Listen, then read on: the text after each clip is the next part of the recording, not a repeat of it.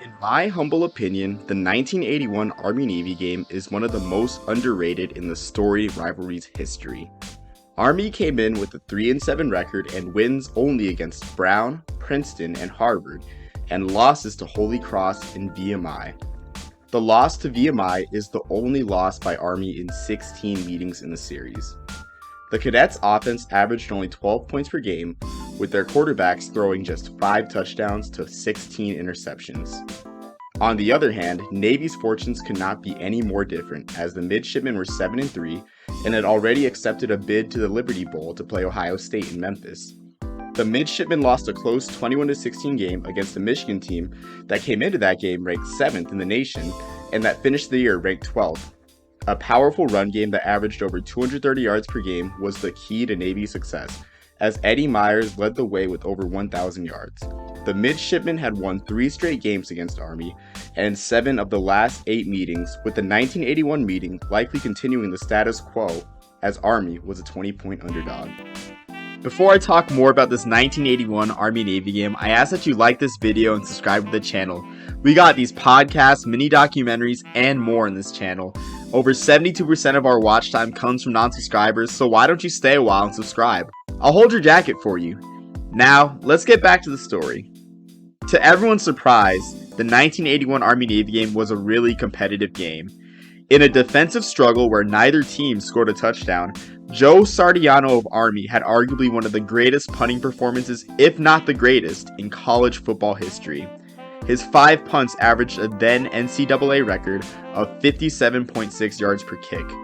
3 of Sardiano's punts were downed inside the 10, while a 79-yard punt went for a touchback and set an Army-Navy game record.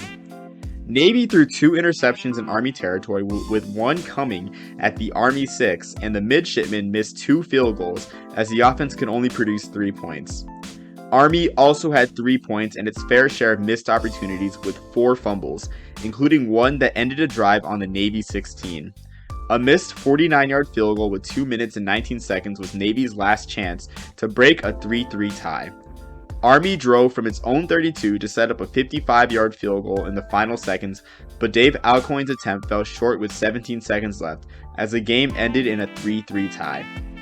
So, how did Hawaii, a team not even on the field for this game, lose the 1981 Army-Navy game? Here's why. The strange thing about the 1981 Army-Navy game was that it was played on December 5th. What's so strange about this, you ask?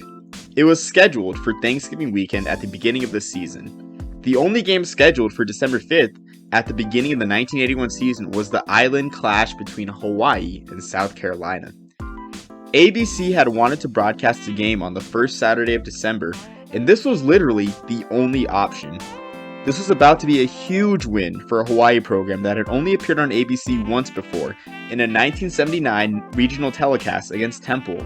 And despite being the only game that day, it was more than worthy of an ABC national television slot.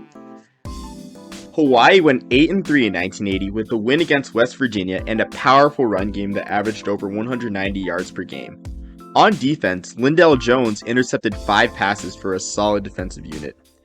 On the other side, South Carolina went 8-4 with an appearance in the Gator Bowl in 1980, their second straight bowl appearance. While the Gamecocks lost the 1980 Heisman winner, George Rogers, I bet you haven't heard that name in a while, his name alone made South Carolina a television draw for ABC. The path looked clear for Hawaii, South Carolina to receive the national TV treatment on ABC until October, when ABC, Army, and Navy agreed to move the 1981 Army-Navy game from November 28th to December 5th for national TV at 3:45 Eastern Time. Since there was a cap in those days on how many games ABC could telecast nationally, something I've talked about before, which you can check out in the card in the upper right hand corner, a doubleheader with Hawaii, South Carolina as the national nightcap seemed unlikely. It really was a shame that the Hawaii, South Carolina game did not get the ABC national TV treatment, as Hawaii was 8-2 coming into the game. One of their losses was a 13-3 loss to BYU on an ABC regional telecast. This loss would send BYU to the Hawaii Bowl in San Diego instead of Hawaii, but it was still a great year for the Rainbow Warriors. Gary Allen was electric running the ball, rushing for over 1,000 yards on nearly 6 yards per carry with 8 touchdowns for the Rainbow Warriors, and the defense gave up less than 12 points per game. A win over South Carolina on ABC would have been a huge win for the program. So, did ABC make the right decision? The answer is complicated. If you like points, the South Carolina-Hawaii game was your game, as Hawaii won 33-10. The Rainbow Warriors never looked back after taking a 17-10 halftime lead. The game was 33-10 early in the fourth quarter, and of course, that was the final score. So it wasn't exactly a close game. While Hawaii and South Carolina scored a lot more points than Army and Navy that weekend, the game was hardly a fireworks explosion, as the two schools barely combined for over 600 total yards of offense and combined to complete only 23 of their 54 passes, less than half. If you like a close game, the 1981 Army-Navy game was your game with its 3-3 score and last-minute finish.